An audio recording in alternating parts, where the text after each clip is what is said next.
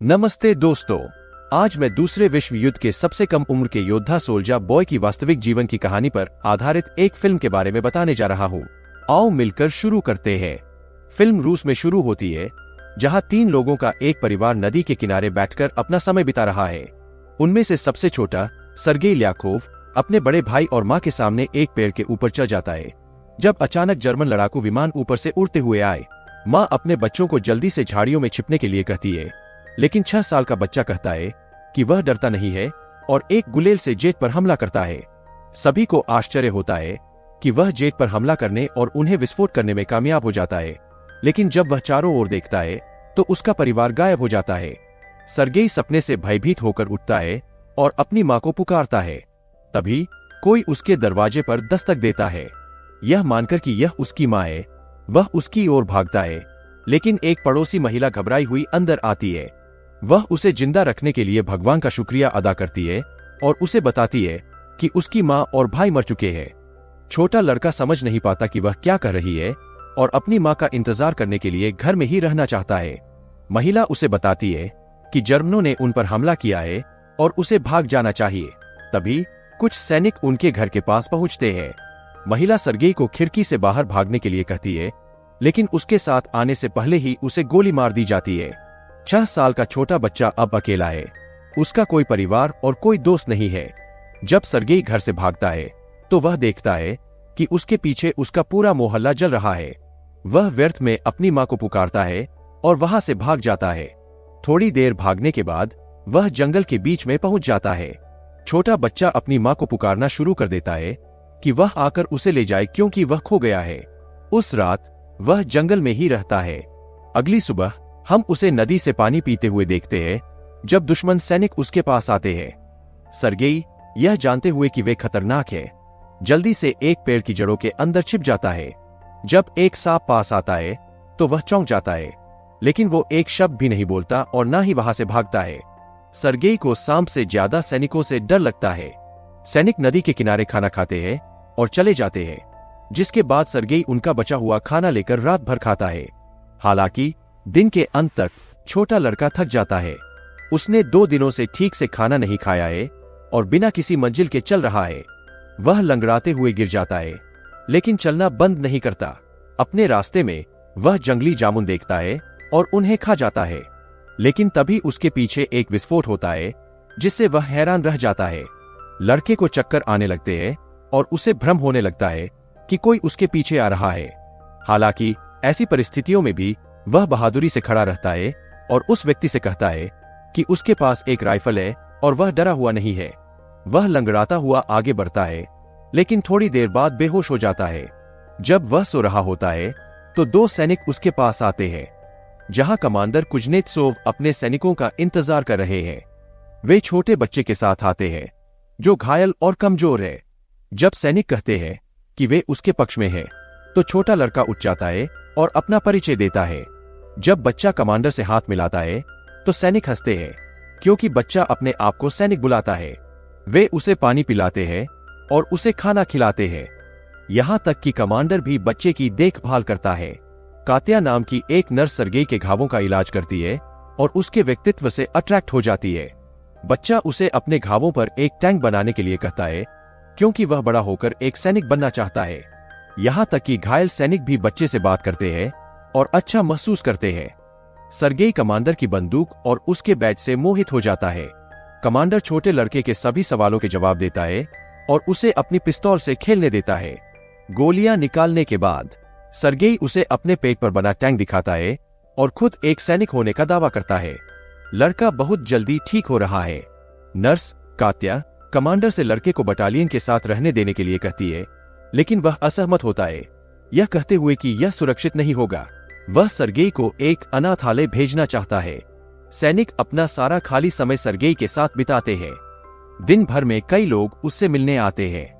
वे उसके लिए दूर से अपने परिवार द्वारा भेजा गया खाना लाते हैं और उसे अपनी दूरबीन से खेलने भी देते हैं।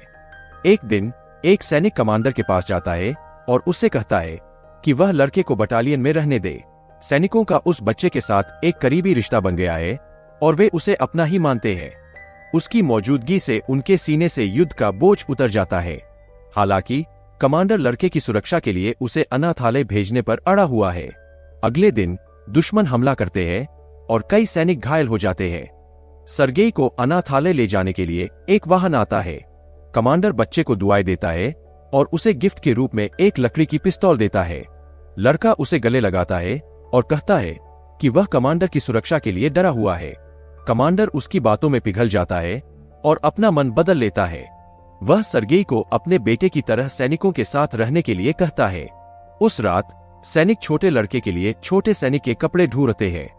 वे सर्गेई को अपने साथ रखने के लिए बहुत खुश है। कमांडर सर्गेई को जगाता है और उसे कपड़े देता है। वह उन्हें पहनता है और एक असली सैनिक की तरह इधर उधर भागता है। जब बच्चा इधर उधर भागता है तो दूसरे उसे अपना छोटा सैनिक लड़का कहने लगते हैं। जर्मनों ने बटालियन पर हवाई हमला कर दिया है।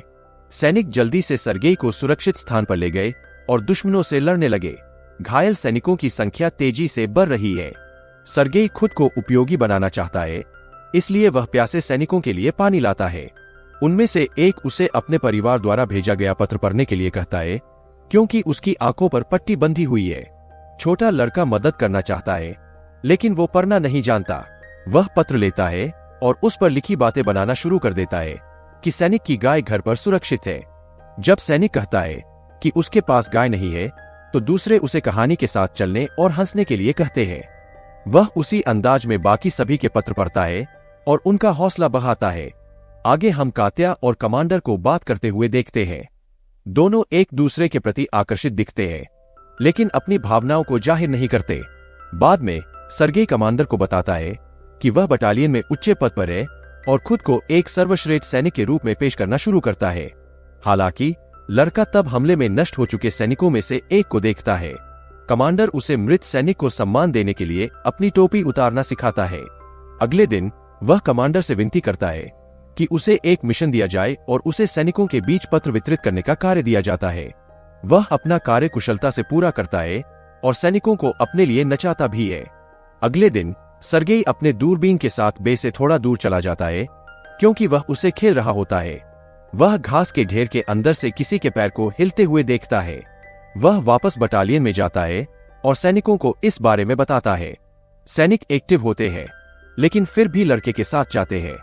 जब वे घास के ढेर के पास पहुंचते हैं, तो वे 2 जर्मन जासूसों को नीचे छिपे हुए देखकर सतर्क हो जाते हैं। जासूसों को गिरफ्तार कर लिया जाता है और बच्चे की बुद्धिमत्ता की प्रशंसा की जाती है। उस रात कमांडर सर्गेई को उसके गोद लेने के कानूनी कागजात दिखाता है। वह अब आधिकारिक तौर पर बच्चे का पिता है। सर्गेई को कमांडर की कैटिया के प्रति भावनाओं के बारे में पता है, इसलिए अपनी दयालुता का बदला चुकाने के लिए वह उसे उसके सामने कबूल करने के लिए ले जाता है। लेकिन दोनों उसे किसी दूसरे आदमी से बात करते हुए देखते हैं और गलत मतलब निकाल लेते हैं कि वह किसी और में दिलचस्पी रखती है। बेस पर फिर से जर्मनों द्वारा हमला किया जाता है। इस बार सर्गेई पहली लाइन में सैनिकों को गोला बारूद की सप्लाई करके अपनी पूरी ताकत से सैनिकों की मदद करता है, लेकिन वहां के सैनिक उसे शेड में वापस जाने का आदेश देते हैं, क्योंकि बाहर बहुत खतरा है। जब वह शेड में आता है, तो वह कमांडर और अन्य लोगों को घबराते हुए देखता है, क्योंकि फोन का कर्नेल से कनेक्शन टूट गया है। टूटे तारों को ठीक करने के लिए एक सैनिक को भेजा जाता है। सर्गेई सैनिक का पीछा करता है और देखता है कि वह घातक रूप से घायल हो गया है। वह मरते हुए सैनिक से पूछता है कि वह तारों को कैसे ठीक कर सकता है और इसे खुद करता है। कनेक्शन वापस आ जाता है और अधिक सैनिकों को बुलाया जाता है। 6 साल का बच्चा सभी की जान बचाता है। बाद में हम कमांडर और कैटिया को नदी के किनारे बात करते हुए देखते हैं। कमांडर आखिरकार उसके लिए अपने प्यार को कबूल करता है और उसे सर्गेई की मां बनने के लिए कहता है। कात्या बहुत खुश है, लेकिन इससे पहले कि वह कुछ कह पाती, एक सैनिक उनके पास आता है और कमांडर को एक पत्र देता है, जिसमें लिखा होता है कि उन्हें बेस से भेज दिया गया है।